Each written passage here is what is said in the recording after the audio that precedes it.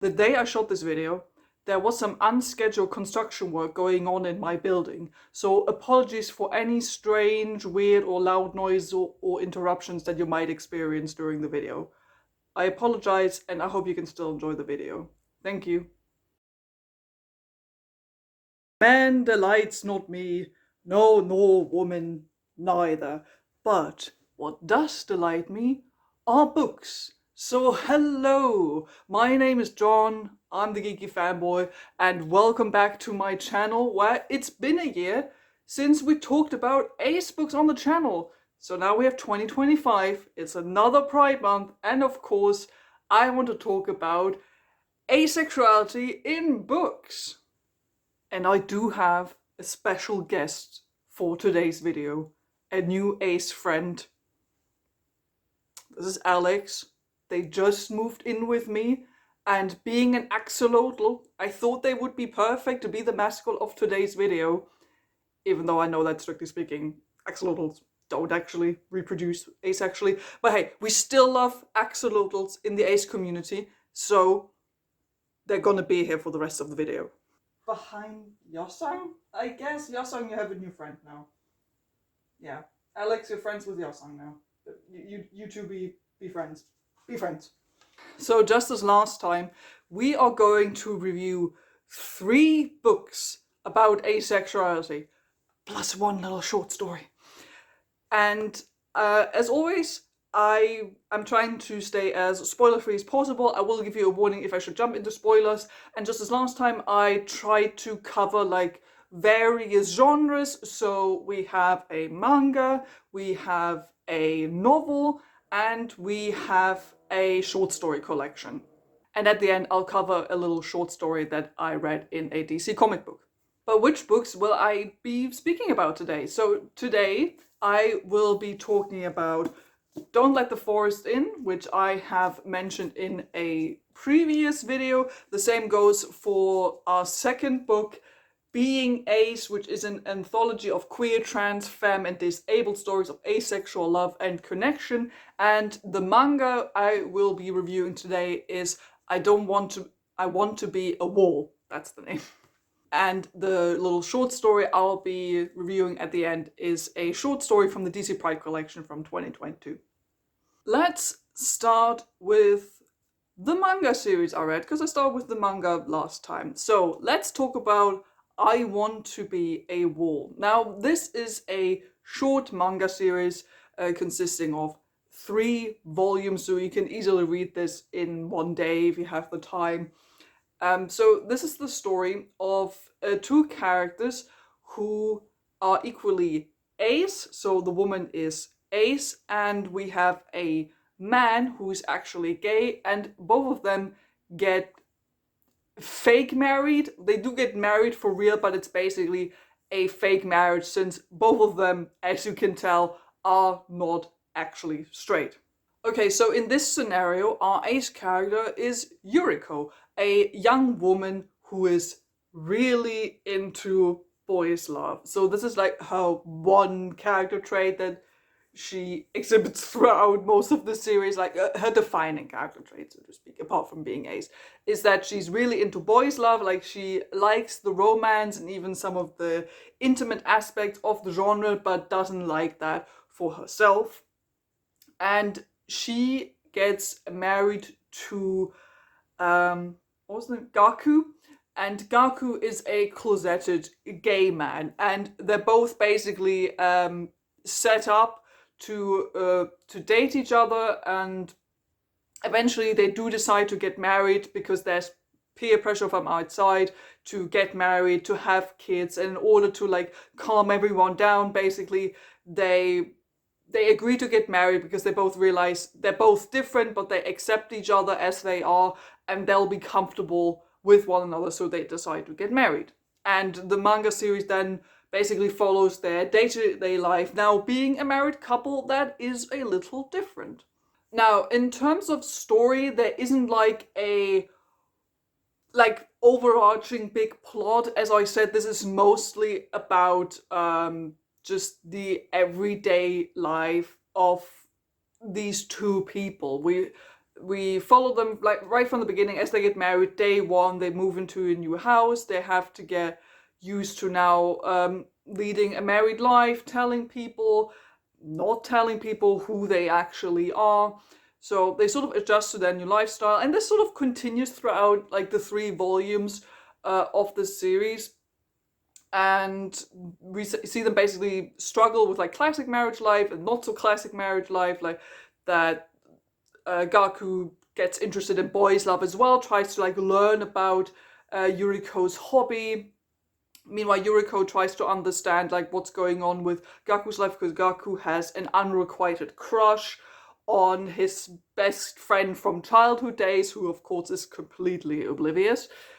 There are like 1 or 2 people who do actually know like the truth about their marriage, we sort of give them support, and the rest of the series is basically just, different instances of them running into like some trouble or learning something new about themselves, revealing their background stories, revealing their histories to each other, and that basically goes on through like 3 volumes. Okay, short review on what I thought of the overall manga, then I jump into my thoughts on the ace representation of the series. Overall thoughts, was okay, like it was very sweet, it was cute. I wrote a review for every single volume on my Goodreads and on my Storygraph if you want to check that out. Links in the description down below. I think overall I would land on like maybe a 3.5 stars maybe for this overall series. Like, it's alright. Like, it's nothing special. It's alright. It's very much character driven. It's a relatively quiet story, so to speak. If like me, you usually prefer there to be more going on, to be more of a plot, you might struggle with this a little bit, because it's really just like, slice of life, day-to-day stuff, and then lots of talking about like how they feel, what their histories are, and all that. Like, it's cute, but it's also all very surface level. I never thought that the characters, especially like the 2 main characters, never really evolved beyond their original characterization. At the end of volume 3, Yuriko is like still really into boys' love, and like kind of weirdly fetishizes the unrequited crush her husband has, which is a little weird. And at the end of volume 3, like, Gaku, while he has sort of dealt with feelings in regards to his friend, no spoilers there, but he's still like a gay man in a heteronormative marriage, which feels a little weird, to be honest. So I thought, I know there's only 3 volumes, and this is also why I thought we could have gotten more, because I feel like there is more we could have done with the characters in this series, and there's more we could have done with various aspects of the story. And I just wish the characters had moved a bit beyond what was like set out in volume 1, but that never really happened. And volume 3, without spoiling too much, but I feel like volume 3 ends very openly and also sort of vaguely in a certain way, and for me it was also very unsatisfying, because I felt like, oh, what, that's it? But like, there's still so many questions we need to answer, there's still like some storylines we need to deal with, and that just didn't happen. So as a reading experience, overall, it's cute, it's sweet, don't expect too much if you go into it. Like, it's fine, but it's all like nothing great, but it's also not bad. It's fine. So in terms of ace representation, so the ace representation we get in this book is that Yuriko is an arrow ace character who gets married because she experiences peer pressure from outside, from friends and family, to get married and have kids. And also mild ace phobia warning for the series, because we do very much see that there is pressure especially from her family, who are like, oh, when are you finally gonna get married? And like, the purpose in the marriage is to like finally have kids, and when are you gonna have kids? When are we gonna have like your grandchildren? And every time Yuriko tries to sort of explain, she always uses the words, I've never been in love before. Like, she always phrases it like, I've never fallen in love before. I don't fall in love. And when she tries to explain this to some people in her life, they're not always very understanding of it. So just as a warning, if you go into it, it's nothing like too extreme, but there is definitely aphobia and discouragement of her experience. As a character, I think Yuriko is fine. Like I said, the manga doesn't really dive like too deeply into the characterization of Yuriko, which I honestly feel like they could have. Because I think there's interesting stuff there. Because I like this idea of that she is into like boys' love, that she likes romantic and even intimate stories, but doesn't really like that for herself, which I feel like is an experience a lot of ace people actually have. Like same. Like I read girls' love, I read boys' love, I read spicy fan fiction, but I don't really like that stuff for myself. So I feel like this is an experience many people can relate to. I do feel like her interest in boys' love was a little too extreme at times, especially like in the first volume. I felt like it's a little like she's fetishizing her husband's unrequited crush on his childhood friend a little too much. Like she's really into it, like as if it was boys' love, and that felt a little weird. This is not necessarily related to her being ace, but I feel like I should mention it because it did feel a little off-putting to me at times. The thing is about the arrow ace representation is that from volume 1, as you go into it, the manga gives you like tries to give you like a definition of what Yuriko is, and basically gets it wrong from page 1 onwards, because it's always described as, oh yeah, being ace is like, I do not fall in love. This is always what they say. Yuriko does not fall in love. She does not experience like falling in love. I think they do use the term ace or asexual, which I like. They don't really use the term aromantic, I think. I'm not quite sure if they actually use the actual terms, but it's explained within the manga what they mean. But it did feel off that they were like, oh yeah, her being ace means she doesn't fall in love. And I'm like, no, that's a romanticism. That's not the same thing, but okay. Because she's clearly going to be arrow and ace. But I feel like the manga sort of lumps both terms together, which didn't really feel right. Like there is no talk about split attraction model or anything like that. That's like not a thing they talk about at all.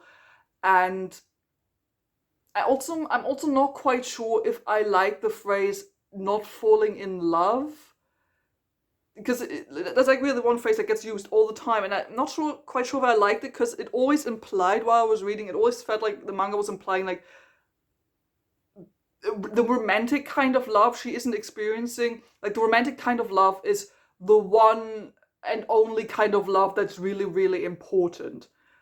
While the manga, obviously, within the story, also makes the point that the connection she builds with her husband, who she doesn't love romantically, who she isn't interested in sexually, is still a worthy relationship. I just feel like you're there. This is basically what you're telling. I just feel like you could have made the connection a bit better, I feel like. But overall, I don't think the arrow ace representation it's bad. It's good. It's just like it's not really explored in greater detail. It's not like in the manga I reviewed last year, where like it really was about the character exploring the depth of her arrow aceness. This isn't really happening in I Want to Be a Wall. This is really just like sort of as a setup that we have these two queer characters who are in this heteronormative marriage, and that's just who Yuriko is. So if you go into this manga, maybe don't expect like that big of an exploration on like her aceness as a person, or her being arrow as a person. Like I do appreciate that her husband, that Gaku, throughout, especially like volume 2, tries to understand her agency a bit better, because while he accepts her, he also has a bit of a hard time fully understanding it, because he obviously does feel sexual attraction to men. So he tries to understand her a bit more, which I like. When we do get the background stories, that is interesting. But again, it's, for me personally, it was a little too surface level, and it still feels when we get to the end of the series, it still feels like we haven't really moved away from where we started. Like, I still feel like, okay, the understanding is better, which they were trying to improve in volume 1 already, and that's sort of it. Like, there isn't really a profound realization about her aceness or about her arrowness. It's just there, which I mean, I get, if that's what you're looking for, that's fine. Like, that if that's just something you're looking for, if it's just like the slice of life aspect you prefer, with, and there happen to be two queer characters, one of them being Ace, and you just want to read a slice of life story, like, I think for that it's good, because it doesn't really like go into depth. It doesn't try to be like complex about, the definitions, all that. It just gives you like the basics, and then just tries to tell a slice of life story. If that's what you want, I think you're gonna have a good time with this. For me personally, it was, like I said, it was alright. It was a little disappointing, because I thought it would maybe go into a bit more detail, exploring like the aceness and the arrowness of the main character, but it didn't do anything like bad in regards to the representation. I still thought it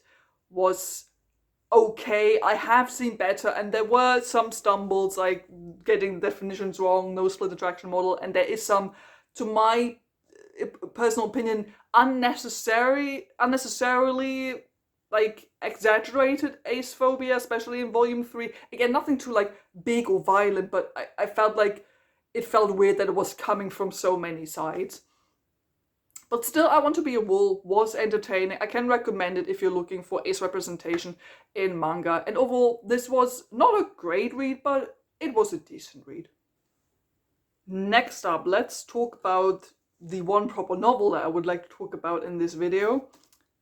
Don't Let the Forest In. And I've talked about Don't Let the Forest In here and there on the channel before, so I try not to talk too much about it here again and focus more on like purely the ace representation. But this was actually one of my most anticipated reads of last year, so I read this one quite quickly. So what is Don't Let the Forest In about? Don't Let the Forest In is a YA horror, fantasy horror-esque book about two boys at a boarding school, Andrew and Thomas. Andrew and Thomas start their new year at school, but however, there is some weird stuff going on, like Thomas's abusive parents have disappeared, even died. There's something weird going on with the siblings that they have, who are sort of in their friendship, but also not. So there's like some relationship drama on a platonic level. But there's also some relationship drama on a romantic level, potentially romantic level, because Andrew has a, as he believes, unrequited crush on Thomas. Andrew is also asexual, as we will talk about in a minute. And there's also some weird, creepy shit going on in the forest near the school. Thomas keeps disappearing into the forest, and then Andrew tries to find out what the hell is going on there, and then we find out there's weird forest monsters which are related to the stories they have been writing for each other and the art they have been creating for those stories. So it's about those two boys who may or may not fall in love, fighting weird forest monsters at a boarding school. If you want a more detailed description of my thoughts on the story, go watch some of the other videos where I talked about this book. So quickly, my thoughts on the overall story of this book. It was alright. Honestly, I was a little disappointed. I think I ended up giving this like a 3.75, which is in and of itself not bad. But like I said, this was my most anticipated read of last year. So I was expecting this to be really, really cool, because, you know, YA fantasy horror sounds great, like gothic-y horror at a boarding school, and we have an ace protagonist, like sign me the hell up. But yeah, it didn't really end up going where I wanted it to go. I felt like parts of the story, especially in the middle, were dragging on, repeating themselves unnecessarily. The characters were a little too vague for me. The ending is very confusing. And the relationship between the boys is strange. Like, let's talk about it. So Andrew is the asexual character of this book. And he does actually use the word asexual to describe himself, which is great. I'm always here for, you know, own voices and all that, because I think the author, they're also ace. Please correct me if I'm wrong here. And I love it when characters like straight up actually use the word. And it also makes sense because even though this book does have vintage vibes, it does take place in present time, so it would make sense for the character to know those words and to actually use them. And I like to see ace rep, especially in like YA stories, because we always need more queer rep, I think, especially in literature for younger people. And this is also like really good YA stuff, because the YA stuff I've read before that like usually tends to be a tad too juvenile, not that well written. But this one's actually like really, really well written. Like the writing style of this book was my favorite element. So I appreciate how this was presented in general, that it was there, that the words were used. However, there were aspects of the representation that felt a little iffy to me. First off, I do, like I said, appreciate that the word asexual is being used. However, some other aspects of aceness or arrowness aren't addressed at all, even though they very much should be, because Andrew talks a lot about that while he also doesn't feel any sexual attraction. He talks a lot about that he has never been in love before until Thomas, that he's never had a crush on anyone, that he's never wanted to be with anyone, and this is very heavily coded to be arrow. Like, yeah, sure, he talks about that he doesn't like kissing, he's not interested in like physical stuff. I'm like, yeah, that's ace. But then he also talks about, yeah, I've never been in love before, I've never wanted to have a relationship with anyone, I've never felt that interest in anyone before. I'm like, yeah, but that's arrow.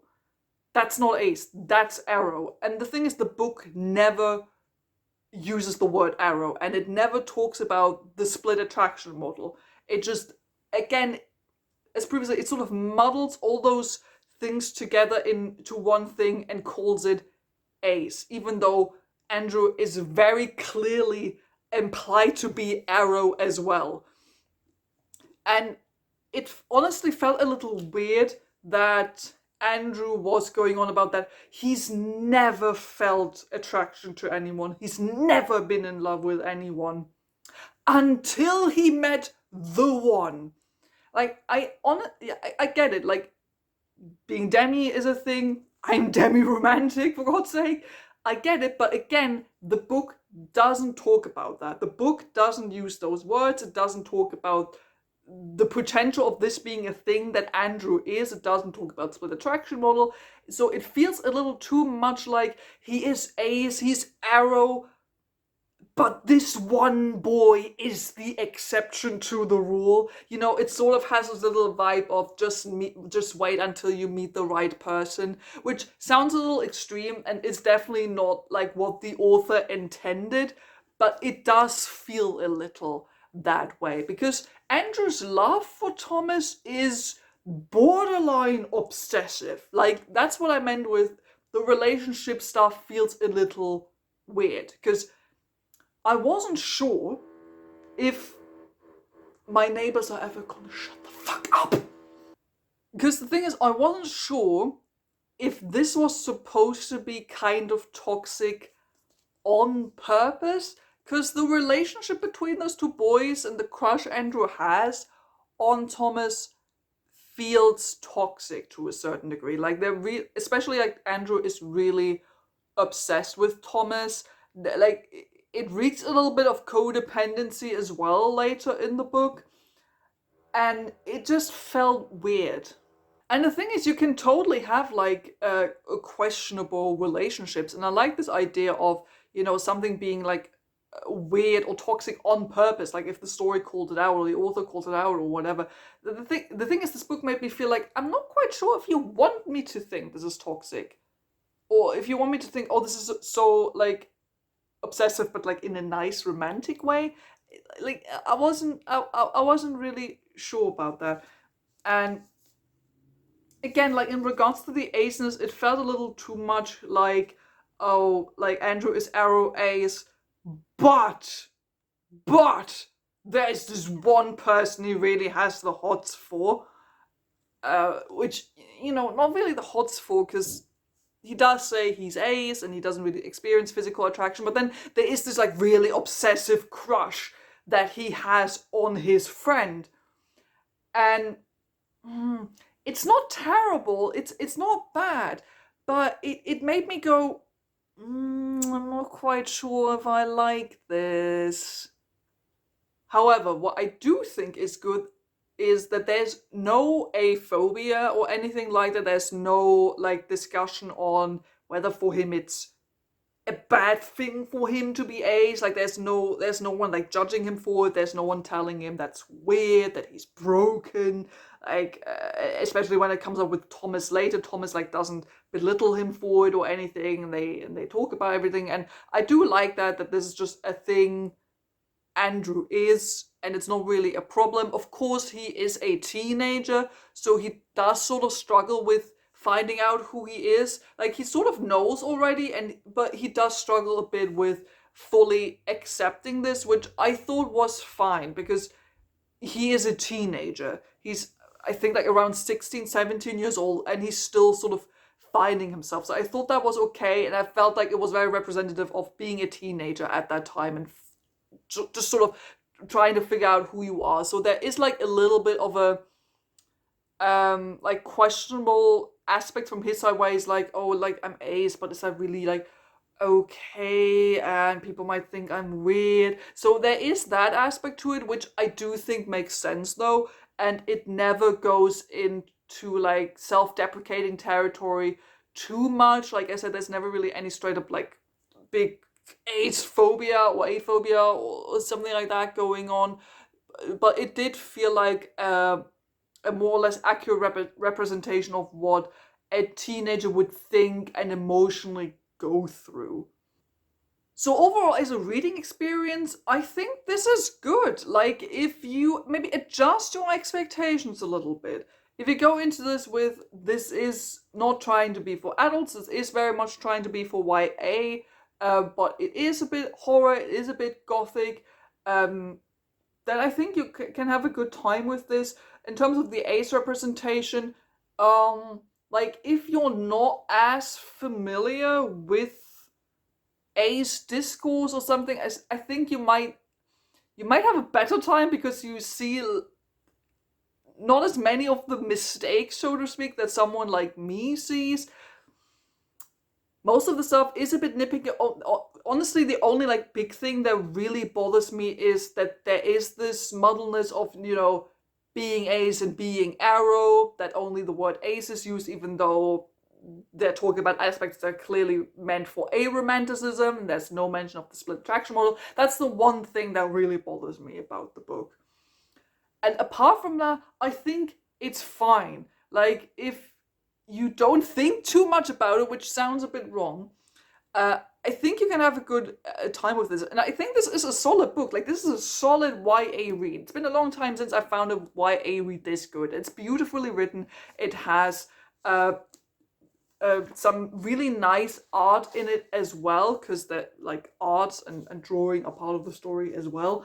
And I think there's some interesting dynamics between the character, and the gothic vibes I think are excellent as well. And I do love that we get queer representation in a YA book, especially ace representation for a YA book. I also like that it's a male character who's ace, because I've been mostly seeing femme characters when it comes to ace representation, which of course it's always good to have femme representation in books. I'm not saying that. It's just also nice to also see guys now and then saying this as a guy. I think you know what I mean. So I think this is solid and a good read. Maybe like adjust your expectations accordingly, but I think then you're gonna have a good time with this. And now let's talk about our next book that I've also spoken about on the channel before. I think quite recently, actually, on my recent reads video. If you haven't seen that yet, that's the thing. Now I would like to talk about Being Ace. So this is an anthology of short stories. It's an anthology of like queer, trans, femme, disabled stories, and they're all related to asexual and aromantic love, and all of them, or most of them, are more or less within the fantasy or sci-fi genre. So I came across this book because the introduction is written by Astat Advice, who I actually follow on Instagram. Some of you might know him. And obviously he talked about this in a book, and I was like, wow, an entire book with stories about someone like me, like an entire book that's just for the ace community. Hell yeah, checking that one out. Now, as you might take from my reaction, I didn't like this book very much. So you might have already seen my review if you've seen the other video, or if you follow me on Goodreads or Storygraph. I gave this book 2.75 stars. Which sounds bad, but hear me out. So this book contains, I think, 14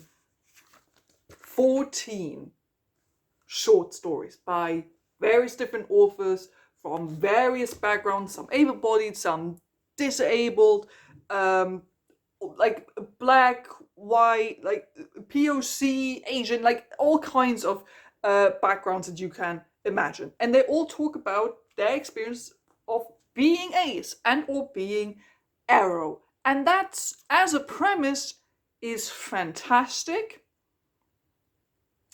I only really like 2 of these stories. So before I jump into the ace part of what this book is, the general quality of these short stories is very mid. Like, I know a short story collection is always hit or miss. There will always be some stories that are like, oh yeah, actually really good. And there will be some stories where you're like, actually not that good. For this collection, like I said, most of these stories didn't really sit with me at all. There are only really 2 stories that are like in this collection that I still remember to this day, that I actively like, that I would tell someone about to read them. The rest of them are very average, also forgettable. Obviously, this is my personal opinion. Some other people might enjoy some of the stories that I did not enjoy. But for me, most of these stories felt, first off, a lot of these stories felt a little too juvenile, and I was honestly expecting more adult content, so to speak. I don't know. I just felt like some of these stories were written in a way I was like, oh, this feels a little like too simplistic, too juvenile. I thought we were gonna get some more complex stuff. It feels a little too casual, a little too, yeah, we're just having fun. And I don't know. I would have liked there to be more stories that are actually like, I don't know, like gritty, like really serious, that from the writing were like I felt like half of these stories I couldn't really take seriously, even though that's not quite the right phrasing there. But yeah, like quality-wise, most of these stories just weren't it for me. And now let's talk about all the ace stuff that's going on in this book that caused me to give this 2.75 stars. Because yes, this is a book about asexuality. It's also a book about aromanticism, and I love that every single story is including aspects of asexuality and aromanticism, that all these stories are own voices. That's great. So the problem is, a lot of these stories, or most of these stories, are not really about asexuality or aromanticism. They include ace characters, they include characters that are arrow, but the story is not really about that. Like, some of them are, but a lot of them are just like a normal short story adventure. Oh, and by the way, that character is ace. The thing is, normally I would like that. If this was like an actual novel, if this was like just one gigantic story, and there was an ace character or several ace characters in that one big novel, one big story, I would not want their aceness to be their only like character defining trait. I would like there to be other stuff going on. Like, I would like their aces to be treated as something not special. If this was just one single novel. However, these are short stories. Most of them are just like 15, 20 pages long or something. And I'm like, I expect these stories to be about the aceness. I expect these stories to detail the experience of these people, go into detail about what being ace means to them, how they struggle with being ace, what kind of joy they find in being ace, or being arrow, or whatever, being on the ace or arrow spectrum. I wanted to be mostly focused on the sexuality in that case, because this is a short story collection about being ace. And then most of these stories are just like, oh, there's this character and they're in this world, and oh, this is like what's happening to them, and there's this short story adventure in this short story setting. Oh yeah, and by the way, they're ace and they don't really want to get married, and they feel a bit weird about that because people generally do get in relationships, but like that's sort of it. And then the short story adventure continues. I'm like, okay, but them being ace is not really related to the story that much. Like, you get what I mean? It's just a little disappointing when you read this book and it feels like half of these stories are not really about that. It's just like, yeah, like this author wrote a fun short story and then just added, oh, by the way, they're ace. That could be a fun short story, but it's not a fun short story about being ace. There's precisely out of those two stories I like, even one of those that I liked isn't really about the main character being ace. Like, it's just a fun sci-fi adventure about, a person who lost their parents and is trying to recover their memories about them, and they have to like go in space travel, and they have someone who accompanies them, and it's about like overcoming your anxiety to travel and over like dealing with grief for their dead parents. And then it's about like finding someone you sort of care about, finding a new friend. But the main character being ace is not relevant to the story, as you can tell. It was a sweet story, and I really liked it because emotionally speaking, I really resonated with it because it was talking about a lot of like anxiety stuff that I related to, but it had nothing to do with being ace. And then there was one short story, which is called Smells Like Teen Virgin by S.E. Anderson, which was the one short story that I really liked where it was relevant that the main character was being ace, because that short story was about a young woman or a girl who lives in a world where she's a monster hunter. So monsters are real and she hunts them. And the concept is, as we know from monster stories, especially with regards to like vampires and stuff, they really like virgin blood. And her having virgin blood makes her more attractive to the monsters. So monsters over the years will come to her more frequently compared to other monster hunters because she is still a virgin, and she's a virgin also because she is ace. So we join her like in the story as she like tries to be intimate with another guy to get rid of this like virgin curse, but she can't do it because she's ace and she doesn't want to have sex. And then the story is about that. And it was like, that's such a fun concept. Like, it takes the concept of, virgin blood in regards to like monsters and stuff and combines it with being ace, because virgins being ace, there's a lot of like connections there and all that. And I was like, that's a cool idea. So that was a story that I really liked, that utilized the concept of asexuality and used it up in a fun, interesting fantasy setting. So that I really liked. And most of the other stories just didn't do that.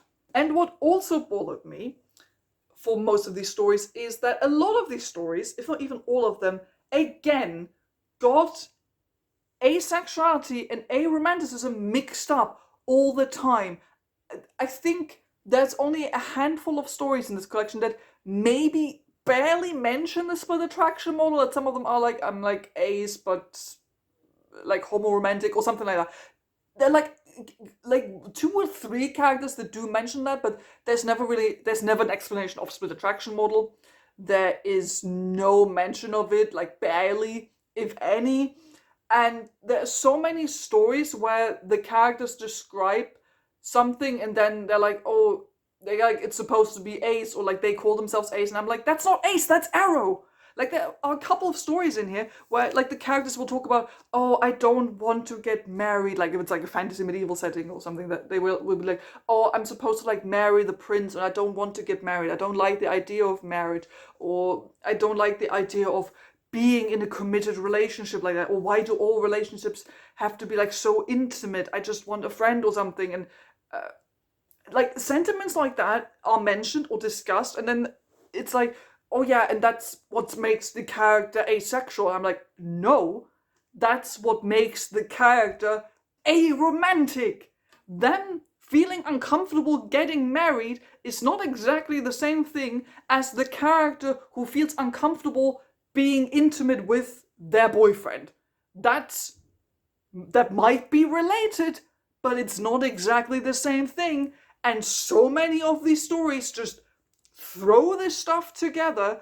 And again, like all those previous books I talked about before are like, oh, I've never been in love, I've never wanted to be in a relationship, I don't feel comfortable marrying, therefore I'm ace. I'm like, no, therefore you are arrow. It just bothers me so much that this is a collection about asexual stories.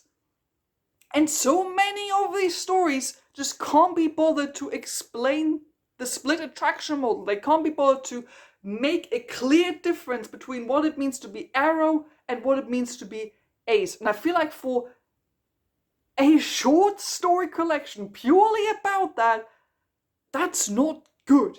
Also, something that bothered me personally, again, this is a book that contains 14 short stories about all kinds of different ace and or arrow people.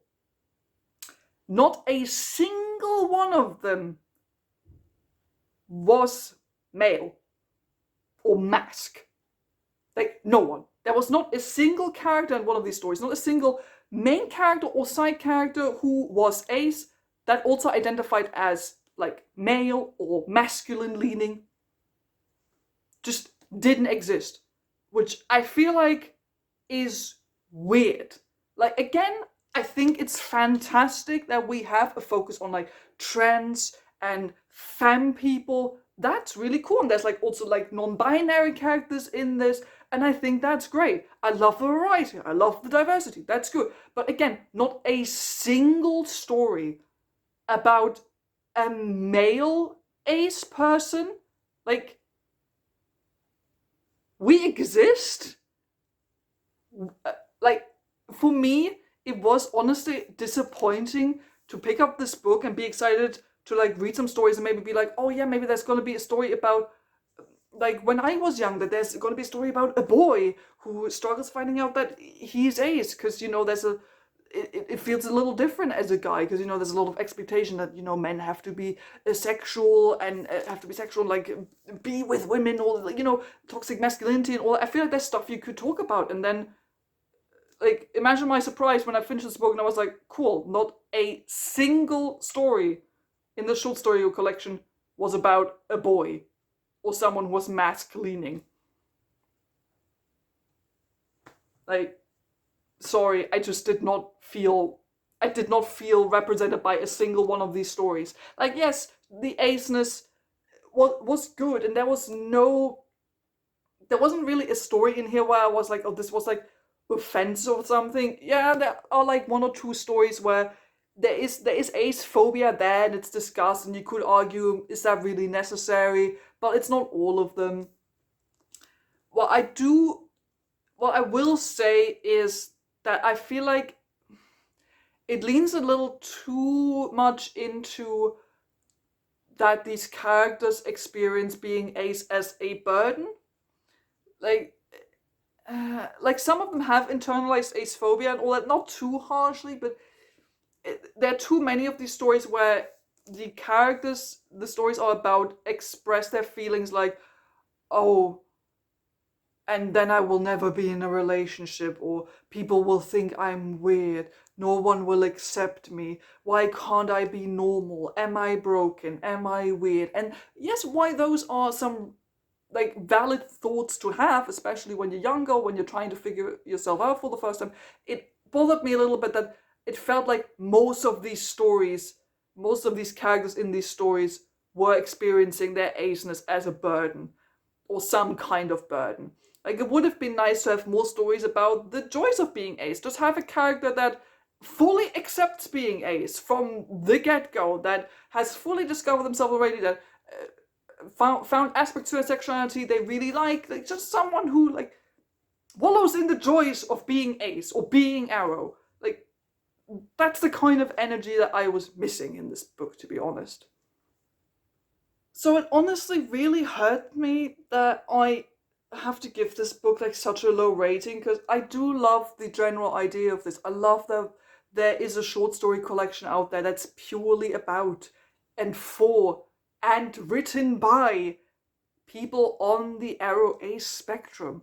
I love that, and I love how diverse the cast of of these stories are.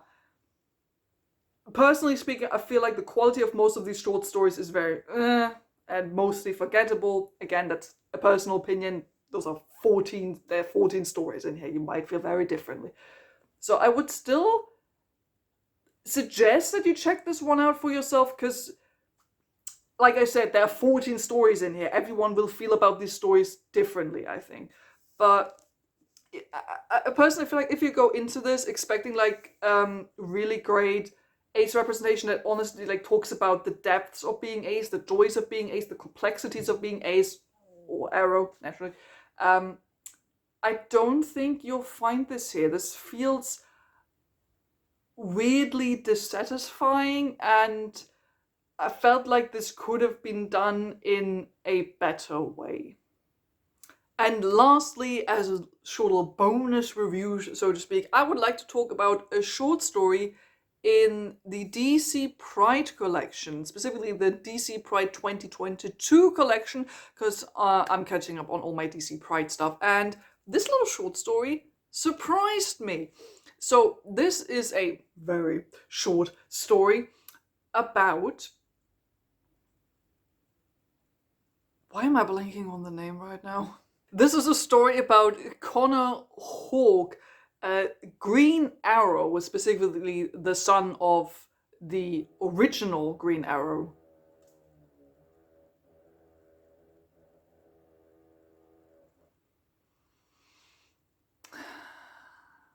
So Oliver Queen is the original Green Arrow, and Connor is his, I think, illegitimate son, and he takes up the mantle of Green Arrow. And this little story is framed as him being on a mission, like fighting a music coded supervillain.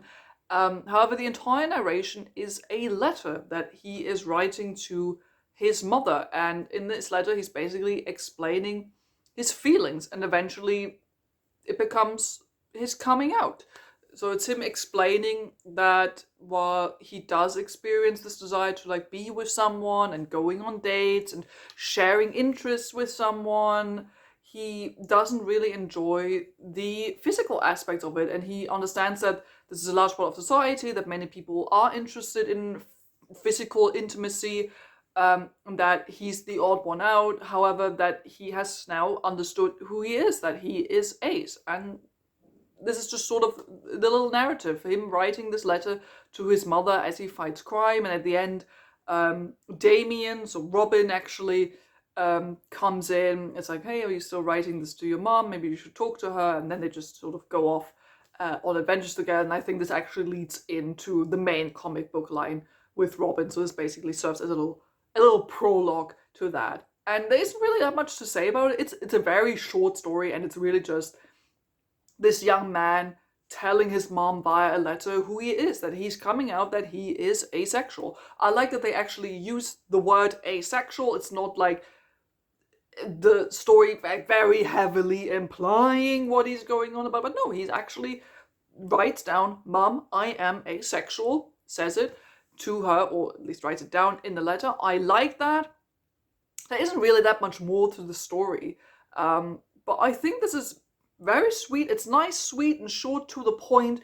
I think this is a really good story, especially for younger readers who like reading comics, who especially like reading DC comics, who might be figuring themselves out, who might think they're Ace, and I think this will be a really nice read for them to understand those feelings. Or I think this could also just be a good read for people who have never heard of the term asexuality, who sort of want to know what the basics of it are, Again, also especially if you're younger, might have not have heard of it. I think this is a good read to just sort of get a feel for what the general gist of it is, basically. So this is like a really cute little story. I think, again, meant for like a little bit of younger readers, but that doesn't really diminish, I think, the message behind it. And I like the characterization. I like that it's like straight up in your face. This is what it is. We're using the words. We're explaining it directly. I like that. And it was honestly really refreshing to see that DC has also now included 8 characters in their roster. Okay, that's it. We're done with reviewing a bunch of Ace and Arrow books. As always, if you have thoughts and opinions on the books, on the stories that I have talked about here today, please do tell me down in the comments below. As always, I would love to hear your thoughts and opinions on these stories and discuss them with you. And of course, if you have any suggestions or recommendations for future book reviews about Ace or Arrow books, please do drop them down in the comments below. I do read and take up those suggestions. Like I Want to Be a Wall, I came across because someone of you like recommended it to me under my last Ace book review video. So yeah, keep those suggestions coming. Do tell me what you thought of the books I talked about here. So let's go in the comments. So that's it from me. Thank you so much for watching. Don't forget to like and subscribe if you haven't done already. And I'll see all of you very soon. Goodbye. And Alex loves you. And your song too.